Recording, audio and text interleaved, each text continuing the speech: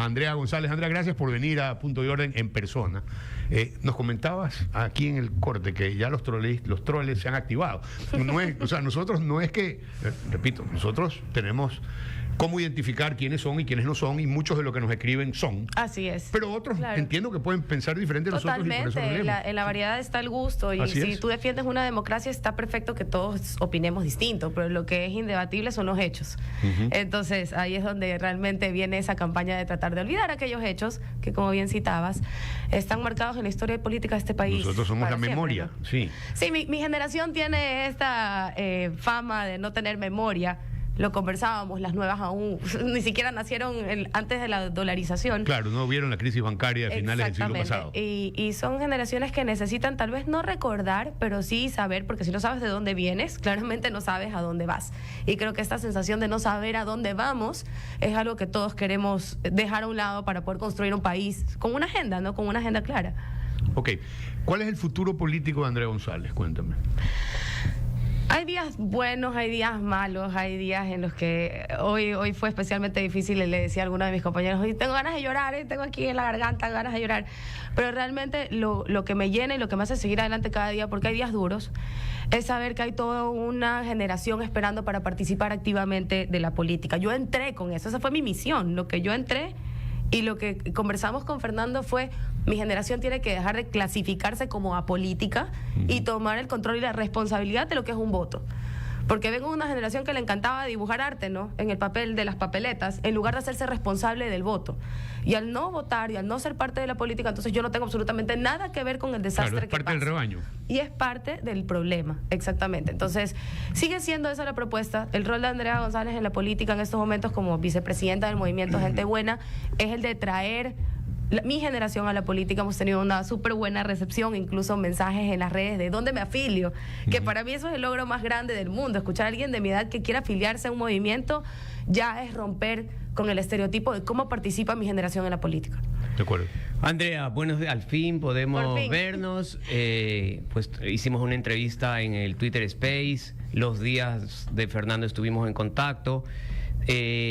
Con Fernando hicimos una entrevista muy linda de 45 minutos. Aquí yo se la pude hacer. Él mismo decía que era una entrevista que había podido contar parte de su vida. Ahí está gran parte del desarrollo de su plan de trabajo y todas sus ideas, incluido el pacto local, que era una de las propuestas que a mí más me llamó la atención. Poder local. El poder local. Es el de Manabí. Sí. Increíble esa propuesta. Sí. Seguimos con eso, seguimos un poco con eso, ¿no? Sí, pero quiero un poco ya entrar a la realidad del post-Fernando. El post-Fernando es que después de el lamentable fallecimiento hubo unas elecciones. En esas elecciones salió elegido un bloque en una alianza, construye Gente Buena. Veo que estás de vicepresidenta de Gente Buena.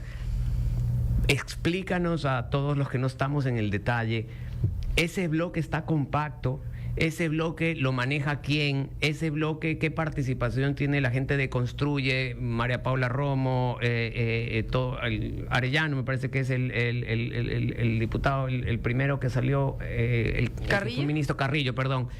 ¿Cuál es la realidad de compactación de ese bloque, Andrea? Mira, lo que sucedió los días después del asesinato de Fernando es de lo más natural. Cuando tú a un grupo de personas le quitas de manera violenta y abrupta a su líder, a quien inspiraba en el momento del partido, o sea, en el momento crucial del partido.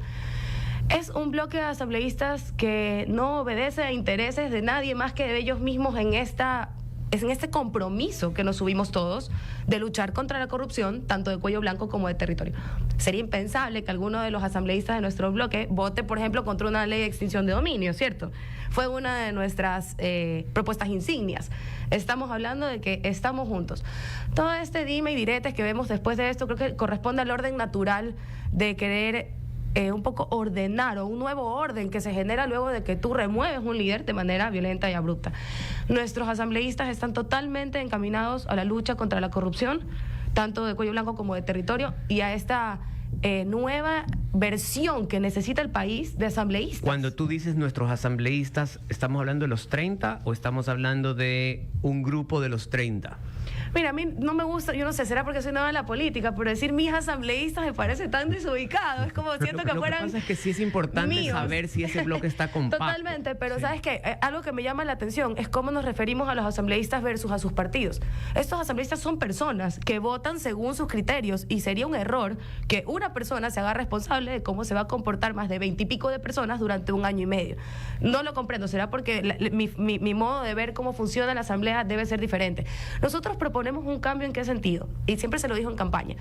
Cómo la sociedad se relaciona con sus asambleístas. Estamos acostumbrados a tener que ser observadores de lejos de cuánto va la señora en Candy Crush o en dónde compró el collar la otra señora, en lugar de como ciudadanos exigir, y no estoy hablando de ir con antorchas afuera de la asamblea, tampoco estoy diciendo que está mal el ejercicio de protestar. Esto comenzó con una Andrea protestando por la LOBA, la Ley Orgánica de Bienestar Animal, parada fuera de la asamblea cuando tenía 19 años. Pero como nosotros como ciudadanos presionamos nuestros asambleístas y estamos pendientes, va a cambiar. Y estoy segura que los asambleístas de nuestro bloque, como las elecciones que se vienen están al pie de la puerta, van a querer romper este molde. Es más, mi sueño es que el resto de asambleístas que no pertenecen a las mafias y a la corrupción se sumen también a este nuevo modo de que los asambleístas se relacionen, porque es la parte del Estado una con las de menos credibilidad. Creo que le gana el CNE, pero ahí luchan de quién es el peor entidad del Estado. Entonces tiene que la cambiar. justicia está también por las patas de los caballos. Bueno, a ver, Andrea, ¿cómo estás? Buenos días. En primer lugar, mi sentido pésame, ya que el fallecimiento de Fernando ocurrió hace pocas semanas y realmente la vorágine política nos ha llevado a pensar que esto ya pasó y que está pues superado, cuando realmente creo que emocionalmente quienes eran allegados a él o su grupo debe estar profundamente afectado como tú. Me parece que el otro día te vi en una entrevista que también te quebraste en Ecuavisa, creo que fue, no sé en cuál fue, pero realmente... Con Turcacat también, sí, es difícil, mi sentido pésame, me siento mucho tu dolor. Nosotros tuvimos a Fernando Villavicencio aquí, me parece que un lunes antes de que suceda esto, y yo lo entrevisté una semana antes, también en un jueves que estuvo aquí, o 2 semanas antes, en donde estuvo empeñado en conquistar el electorado guayaquileño, incluyendo los panelistas. En esa entrevista, estaban diciendo todas sus propuestas martillando. En esa entrevista el lunes que nos tomamos fotos, él estaba muy alegre, pero tenía la preocupación de la seguridad. Sí, teníamos ese monstruo respirando en la nuca, pero sinceramente la actitud de él era tan positiva que yo la llamada que recibí en la mañana era: pelada, sí sabes que vamos a ganar. Y yo, sí, yo sé. ¿Y qué vamos a hacer? Nada, partirla. Tenía él esa actitud. Estaba muy optimista. Sí, no. Bueno, ¿y qué opinas tú de todo esto que ha sucedido alrededor de su fallecimiento? Políticos que intentan capitalizar de aquello, o políticos que responsabilizan al fallecimiento de haber tenido un mal resultado electoral. También ahora estamos entre dimes y diretes entre el tío, me parece, y todo esto. No quiero que te pronuncies acerca de los líos familiares, sino cómo estás manejando tú toda esta vorágine de acontecimientos que como consecuencia del fallecimiento de Fernando, del asesinato de Fernando, se han venido dando. Ahí hay 2 aristas, ¿no? Y son claras. Yo diría que hasta 3. Y es mucho más complejo, pero para poder ordenarlo en pensamiento diría que 3 aristas, ¿no? Tenemos lo que representa esto a nivel del periodismo de investigación, que es una arista muy importante y de la que no se habla mucho. Ya, la información que manejaba Fernando, cómo se la protege, cómo toda esa investigación continúa. Por otro lado, tenemos el drama político, ¿no? Tenemos estos personajes, algunos con intereses realmente oscuros. Para mí es inconcebible que José Serrano ni siquiera ose pronunciar el nombre de Fernando Villavicencio luego de fallecido, o que crea que le vamos a creer que hay alguna intención de buscar justicia frente a alguien que los puso contra la espada y la pared. Es impensable. Por Fernando, ojo. Es impensable. Todos están con líos legales gracias a Fernando Villavicencio. Así es. Todos. Y obviamente es impensable que el país tenga tan corta memoria, porque esto no estamos hablando de hace 10, 15 años, sino cosas que pasaron el año pasado durante la asamblea o este mismo año en la asamblea. Entonces, pensar que hay un bloque del partido al que fervientemente Fernando se enfrentó por sus miles de casos de corrupción, que en estos momentos sea el actor principal de la búsqueda por la justicia del asesinato de Fernando, es dantesco. Esa es la palabra. Entonces tenemos estos personajes realmente oscuros. Y por otro lado, estos que tratan de pescar a río de revuelto, ¿no? Esa parte de ahí yo realmente no le pongo más profundidad que lo normal, lo que pasa cuando tú le quitas un líder a un nuevo orden y empiezan a haber estos intentos de tomar el liderazgo. Entonces, por ese lado van un poco también estos líos en el tema familiar y en el tema de los abogados. Esto es normal también cuando una investigación deja a la gente en zozobra y esperando con una respuesta. Entonces esto va a suceder hasta que se den los resultados. La realidad puertas adentro es que hay muchas personas que siguen identificándose con la lucha de Fernando, pero no encuentran una casa en la cual mantenerse o seguir. Esa es la idea y la propuesta de que tanto Cristian como yo tomemos la delantera con gente buena para que sepamos que hay cómo seguir este legado sin necesidad de pasar por todos estos dimes y diretes, este drama de Netflix que cada semana aparece con un episodio nuevo, pero que yo lo veo, tal vez como profesora o como mamá, lo veo como natural, lo veo como algo humano. O sea, si bien deben haber intereses revueltos, es lo normal cuando tú le remueves un líder tan importante como Fernando a la sociedad en medio de una elección en la capital del país, a 3 días del debate. El efecto es dominó. La gente dice que esto que convulsionó al país, pero te soy sincera, yo que recibí la atención mediática, que tuve que con toda la fuerza del mundo salir a dar una rueda de prensa o dar una entrevista internacional, esto convulsionó al mundo. Sí, claro. No a Ecuador, al mundo. Esa es la realidad. ¿Cómo no va a convulsionar el orden establecido? Oye, y realmente pensar en los resultados que tuvo Cristian Zurita, que entró a la contienda una semana antes de las elecciones, sin participar en el debate, y aún así quedó tercero, por encima de Jan Topic y de Otto Sonnenholzner, quienes se perfilaban los dos para quedar segundos. Realmente la sorpresa fue para todo el mundo Daniel Noboa. Ahora, yo no sé, y esto ya cae en el campo de la especulación, nunca vamos a saberlo, y revisar la historia con el periódico del lunes, es decir, de para atrás, es muy complicado, porque siempre está esto de qué hubiera pasado sí, qué hubiera pasado sí, pero inevitablemente los electores y los ciudadanos nos preguntamos qué hubiera pasado si Fernando seguía vivo, qué hubiera pasado si íbamos al debate, qué hubiera pasado si iba al debate y a todos los hacía plop como Condorito, los iba votando así como dice, hubiera pasado entre los que dirigían el debate y Fernando, es más, realmente aparte de habernos Andrés Yumblu y Gisela Bayona. Yo creo que Gisela no lo hubiera dejado hablar mucho a Fernando y Fernando hubiera querido, no mentira, pero en realidad más que imaginarme, porque claro, cuando una persona cercana a ti se va, uno como alimenta ese archivo en la cabeza para poder predecir qué hubiera hecho esa persona en otros momentos, ¿no? Claro. Si Fernando hubiera ido al debate, hubiera barrido. Eso no pudo ser posible porque Fernando lo asesinaron 3 días antes del debate. Y a Zurita no lo dejaron ir. Pero, ¿sabes? Decisión también cuestionable. Realmente, de las cosas que yo no supero, de todas las injusticias que pasaron después del asesinato de Fernando, es que no nos hayan dejado participar al debate ni a mí ni a Cristian. Cristian no podía, perfecto. ¿Por qué? Porque todavía no estaba legalmente inscrito y faltaban los 3 días de impugnación. Pero yo, ¿por qué no? Si el fin principal de una vicepresidenta es reemplazar al presidente en caso de su ausencia permanente o temporal. De hecho, yo lo puse en Twitter. Yo también lo puse. Yo decía muchos constitucionalistas lo leyeron así. Era obligatorio reemplazar porque si es que no se reemplazaba, si es que no se reemplazaba, no es que los votos, porque se habló de esto, no es que los votos que iban a Fernando Villavicencio eran nulos. No. Los votos a Fernando Villavicencio eran al binomio. Así el binomio es una candidatura unipersonal. Exactamente. En caso de haber ganado, por ejemplo, Andrea González y Fernando Villavicencio sin reemplazo, ¿cuál es la única función del vicepresidente en este país? Reemplazar al presidente. No por tanto, quien tenía que ser una terna a la Asamblea Nacional para que se escoja un generas vicepresidente. Una desigualdad. Todo este proceso está escrito. Hubo una desigualdad clara.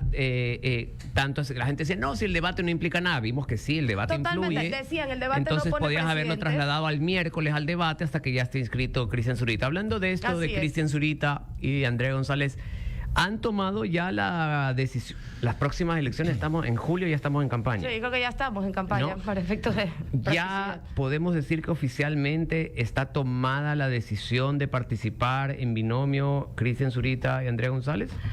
Así como ya oficialmente en binomio, no. Aquí estoy para lo que se necesite para este país. Yo entré con un hombre a mi lado, ¿ya? Y en esto me voy a poner un poco romántica, pero yo no hablo mucho como mujer, porque realmente el tema de la igualdad de género es una lucha inherente, pero no es realmente mi fuerte, ni es a lo que me he dedicado muchos años.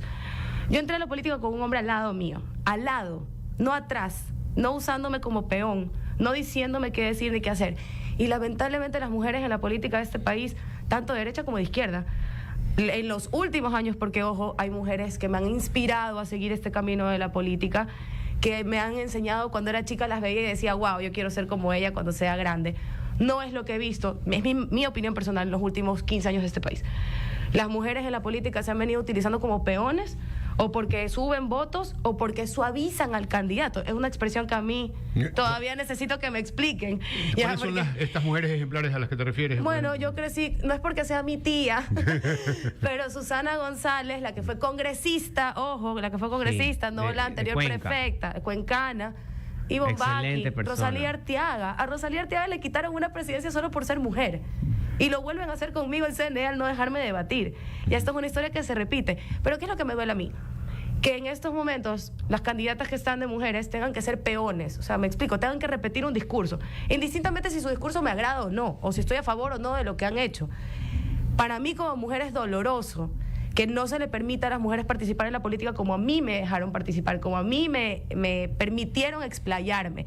Y Fernando no exageraba cuando decía, yo no la escogí a ella me escogió a mí. O cuando él decía que el TCE no nos había obligado a la paridad de género, porque ese fue el proyecto con el que yo llegué con él. Entonces sí, participaría encantada de la vida, siempre y cuando sea un puesto de verdad. No porque ser mujer te sume votos o toma, repite lo que yo te digo o tienes que ir con este guión. A ver, pero ahí hay un pequeñísimo problema, que es que Zurita no tiene el carisma que tenía Fernando Villavicencio. Es un tipo adorable. Cristian Bello. A ver, lo que pasa es que Cristian sí, pero Cristian no tiene carisma. Cristian fue un superhéroe sin capa. Si ustedes se ponen a pensar, y me da risa que en Marvel todos los superhéroes tienen lentes y se ven como Cristian antes de boom, ¿no? Eso fue lo que vimos. Cristian se convirtió en un superhéroe sin capa en el momento más duro probablemente de la democracia de este país. Tiene que ir evolucionando, tiene que ir buscando ese puesto donde él esté cómodo y se sienta bien, porque se le ha un tanto. Oye, yo creo que a lo mejor no lo conocemos. No tenía pensado meterse en política. Bueno, sí, mira, te voy a contar algo. Yo tenía un criterio de Fernando Villavicencio. Cuando lo entrevisto a él 45 minutos y lo llevo a su infancia, desde ahí tengo otra concepción. Tuve ya otra concepción. Tenía de mascota un toro.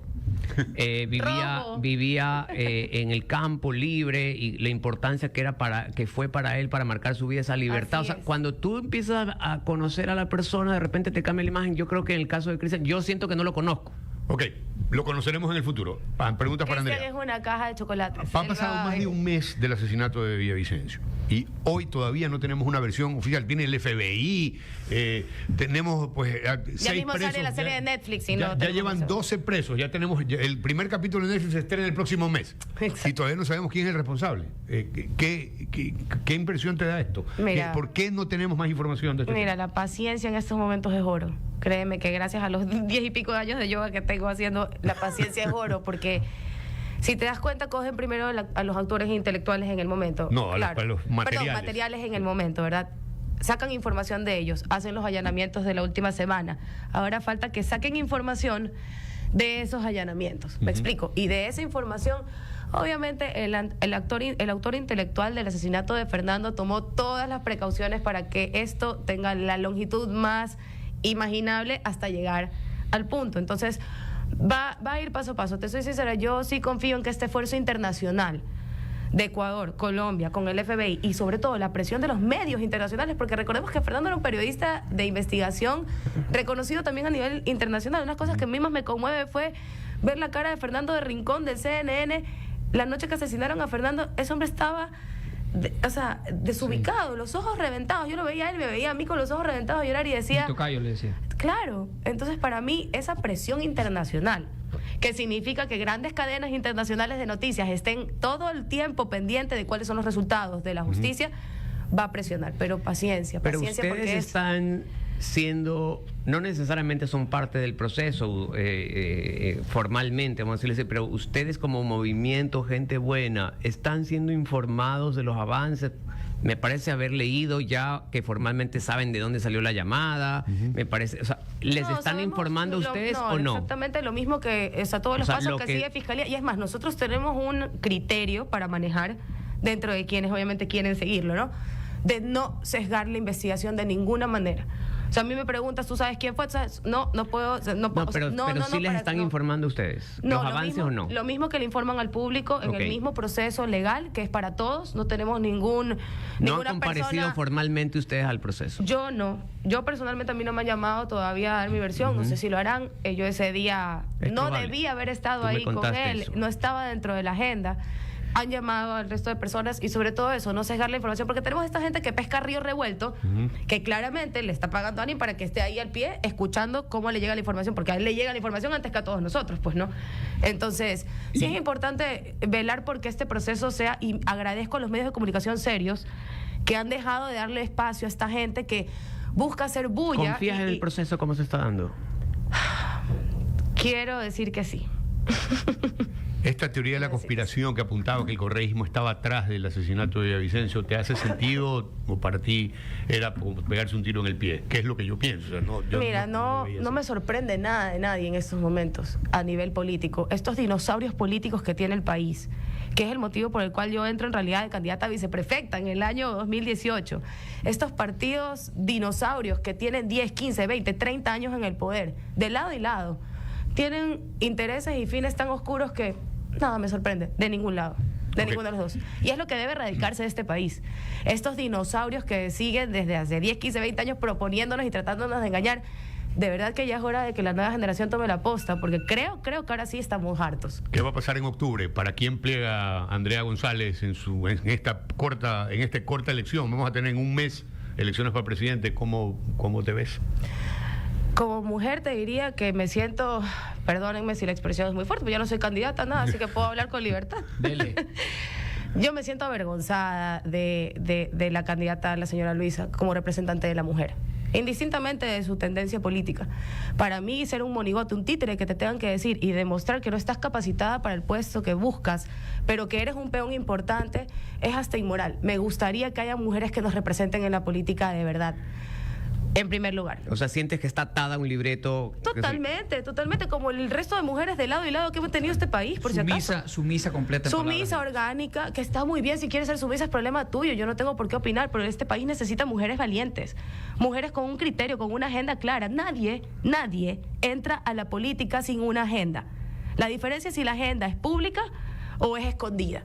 Y si tú no tienes agenda y vas a entrar a la política, te conviertes en el títere del resto.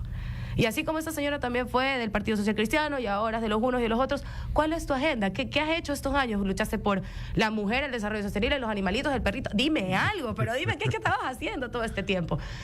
Obviamente sería impensable que yo apoye a un sistema que va en contra de la libertad. Para mí es lo más preciado. La libertad, y mi generación aprecia tanto la libertad. Y la libertad no es gratis, ¿ah? Para apreciarla gratis es un error. Hay que pelearla todos los días. Sí. Me ha llegado información que estoy por confirmar, que el candidato Noboa podría utilizar algunas de nuestras propuestas, como el tema de la UAFE que acabamos de hablar, que era una de las propuestas insignias que teníamos con Fernando, que la UAFE cambia la ecuación para que... Incluso hizo un boletín sobre la investigación, que fue importante, ¿no? Así es. También tengo entendido que algunas de las otras... propuestas que tenemos con Fernando podrían ser altas, y qué mejor que la persona que va a tener ahorita 1 año y medio, que es muy corto para cambiar el país, use esas propuestas aterrizadas a 1 año y medio que hacían sus otros compañeros en campaña. Creo que también el legado que Fernando nos deja es eso, ¿no? Los buenos somos más, indistintamente de la bandera que tengamos. Se puede trabajar, en conjunto. El hipotético caso de que gane a Daniel Noboa, ¿te involucrarías en un gobierno de 18 meses? ¿En un ministerio o algo así? No, pero encantada de la vida para explicarle las propuestas, qué es lo que se puede hacer, que esté en contacto con la gente de territorio, que es lo más importante. Cogemos a los asambleístas, los metemos en una burbuja en Quito y se olvidan. O sea, esta persona que estaba, me invento, metida en una comunidad sáchila, de repente la mandas 1 año y medio a vivir a Quito. ¿Cómo puede volver a seguir teniendo ese contacto con la comunidad, ese trabajo en territorio que tanto se necesita? Eso es lo que yo le puedo aportar a él. Trabajo en territorio, efectividad en la ejecución de nuestras propuestas. Eran cosas cortas, Fernando y yo nos rompimos la cabeza aterrizando cosas para 1 año y medio, ¿no? Sería ideal que las coja y aquí estamos para seguir esas propuestas. Yo creo que estamos ante un fenómeno que no hemos vivido hace mucho tiempo, porque al Daniel Noboa arrancar tan atrás en las encuestas y haber llegado segundo... Los debates ponen presidentes. Sí, y me parece que él no polarizó mucho la opinión, porque nadie lo atacaba. Entonces, al no haber polarizado mucho la opinión... Bueno, pero ya los troles pasaron la carpetita. Sí, porque ya está haciendo vuelta. Los troles pasaron no, lo que digo, no, pero hablo con las otras tiendas políticas. Hablo con las otras tiendas políticas para buscar consensos, para buscar gobernabilidad, que lamentablemente Guillermo Lasso no la pudo tener, porque aparte de que él sí era una figura polarizante, es decir, había una oposición férrea por parte de la izquierda, no solo de los asambleístas de Revolución Ciudadana, sino también de los indígenas y también de otros sectores de la izquierda. Creo que Noboa entra o llega a la segunda vuelta sin sin esta polarización tan grande que ha tenido, y eso le puede permitir hablar con los asambleístas de Construye, de gente Yo buena, siento que hay, del Partido Social Cristiano. Además siento que hay ánimo de los otros partidos de colaborar. Hablar con Jan Topic, que involucrar planes, involucrar propuestas de otros, y eso es lo que Andrea... Y él es hábil, puede ser que él siendo un solo asambleísta en la asamblea sacó varias leyes con algunas votaciones. La reforma a la ley de compañías, es casi un entera. poco también el voto que vemos explica, aparte de lo del debate, lo que les acabo de decir. Mi generación está harta de estos dinosaurios políticos, de las mismas listas peleándose entre la una y la otra. O sea, los verdes contra los amarillos nos tienen hartos. Si esto va a representar un quiebre entre esos dinosaurios políticos que han tenido agarrado el sistema político de este país durante más de 50 años, eso es lo que vemos reflejado en el voto. Daniel tiene un año menos que yo, tiene 35, me explico. O sea, es algo que ya se está convirtiendo en una tendencia en este país. Yo creo que es un grito de mi generación se acabó estos dinosaurios políticos que lo único que buscan es mantenerse el poder, porque agenda clara no han tenido nunca. Y ustedes como bloque, evidentemente, aquellas propuestas que vayan en la línea de ustedes tendrán y trabajarán, podrán sentarse con Daniel Noboa si llega a estar de presidente y poder ejecutarlas, ¿no? Totalmente, sí es cierto que él está adoptando la propuesta de la UAFE, increíble, vamos con todo. Obviamente sería el colmo que alguno de mis asambleístas no vote a favor de eso. O sea, Fernando Bailes a las patas de él verdad. Va a necesitar de noche, él va a necesitar hacer acuerdos legislativos para en ese año y medio poder dejar sentado algún legado, ¿no? Definitivamente, la única manera es tener alguna medio mayoría que pueda tramitarle pues los proyectos que consideren. O también urgentes. obligarlos a que se expongan al público, es lo que les comentaba. No solamente es cuestión de ir a protestar afuera de la asamblea, sino también cambiar el formato en el que nos relacionamos nosotros con nuestros asambleístas.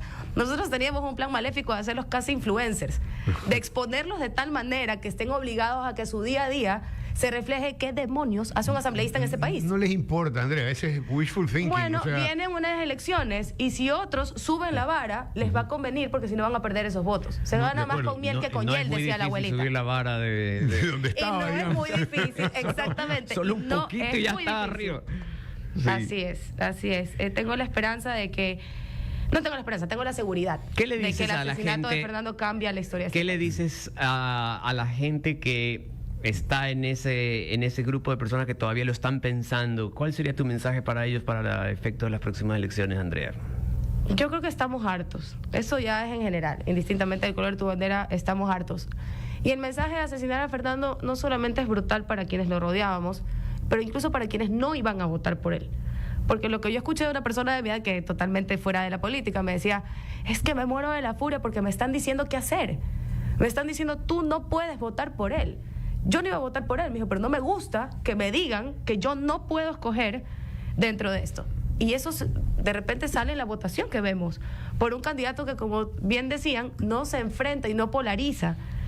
Estamos hartos. Entonces yo sí creo que el voto va a reflejar eso, ¿no? ¿Qué tan harto estás de la política? ¿Estás harto de la política? Tenemos que coger algo nuevo. Tenemos que coger lo único fresco, lo único que no es un dinosaurio político, lo único que no viene a quedarse para enquistarse en el poder para siempre, que es lo que no podemos seguir tolerando. Entonces, por supuesto que está en tus manos. No podemos seguir siendo una generación que vota nulo o vota en blanco o no voto porque me voy a ver las estrellas. Entonces, no te puedes quejar. Mi generación, y lo admito, ha sido increíblemente irresponsable con la política de este país. Y oh sorpresa, somos mayoría. Oh sorpresa, tienen un vocero como tú que les está llamando la atención a ellos, porque creo que ya nosotros, yo me considero los dinosaurios. No. A ver, no me malinterpreten. Es que cuando hablaba de dinosaurios lo mirabas a Eduardo. Los dinosaurios políticos. Por ahí. Pero no, yo me considero... Los dinosaurios políticos no son por edad, son por actuar. Tenemos dinosaurios políticos de la edad de Baby Torres. Eso es un dinosaurio político. No importa la edad que tenga, por más baby que sea, es un dinosaurio político. A ver, nosotros aquí tenemos a Baby Noboa. Pues. Claro, pero yo no soy político. Es verdad. No, a ver, sin ser político, al fin del día, mi generación ya hizo lo que tenía que hacer. Mi generación es una generación que está, soy baby boomer. Hay gente de tu edad que no representa un dinosaurio político. Porque ¿cuántos años tenía Fernando? No era un quinceañero. Iba a cumplir 60 ahora en octubre. Sí. Pero él, siendo una persona mayor, no representaba a los dinosaurios políticos. Me refiero que tu mensaje es válido para tu generación, que la despierte ese medio letargo en el que está, donde dicen, no, sí, la libertad, linda, salir a la calle, lindo. Señores, esto es mojarnos el poncho. O sea, así es. Pero gratis. Andrea creo que se refiere a lo que ahora en Argentina Milei está llamando la casta política, que es el establishment político. Sí, realmente sí. seas parte del establishment político, no tiene nada que ver tu edad, sino que simplemente si perteneces a esa corriente que boicotea cosas, que vota en contra de su ideología, castra etcétera, a sus seguidores. en función de acuerdos y componentes. Que su agenda es básicamente en función de acuerdos y estar componendas ahí. que le permiten pues no trabajar por el país, sino por los intereses De acuerdo. cada Andrea persona. González.